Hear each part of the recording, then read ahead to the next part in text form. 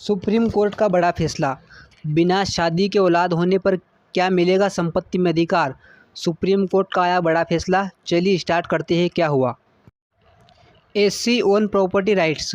Supreme court ने कहा कि यह अच्छी तरह से स्थापित है कि अगर पुरुष और महिला पति पत्नी के रूप में लंबे समय तक एक साथ रहते हैं तो इसे विवाह जैसा ही माना जाएगा। ऐसे में उनके बेटे को पैतृक संपत्तियों में हिस्सेदारी से वंचित नहीं किया जा सकता है। केरल हाई कोर्ट ने इनके बेटे का संपत्ति में हिस्सा देने से इनकार कर दिया था। आइए जानते हैं इसके बारे में विस्तार से।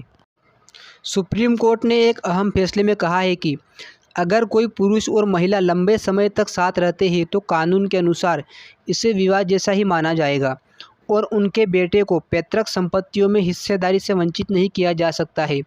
भाषा के मुताबिक शीर्ष अदालत ने केरल हाई कोर्ट के उस फैसले को रद्द कर दिया है जिसमें कहा गया था कि विवाह के सबूत के अभाव में एक साथ रहने वाले पुरुष और महिला का नाजायज बेटा पैतृक संपत्ति में हिस्सा पाने का हकदार नहीं है। भाषा के मुताबिक सुप्रीम कोर्ट के जस्टिस एस अब्दुल नज़ीर और जस्टिस विक्रम नाथ की पीठ ने कहा कि यह अच्छी तरह से स्थापित है कि अगर एक पुरुष और एक महिला पति पत्नी के रूप में लंबे समय तक साथ रहते हैं तो इसे विवाह जैसा ही माना जाएगा। इस तरह का अनुमान साक्ष्य अधिनियम की धारा 114 के तहत लगाया जा सकता है। सुप्रीम कोर्ट का यह फैसला केरल हाई कोर्ट के 2009 के उस फैसले के खिलाफ अपील पर आया है जिसमें एक पुरुष और महिला के बीच लंबे समय तक चले रिश्ते के बाद पैदा हुई है संतान के वारिसों को पैतृक संपत्ति में हिस्सा देने संबंधी निचली अदालत के आदेश को खारिज कर दिया गया था। ये मामला पिछले 40 साल से अदालतों में चक्कर काट रहा था।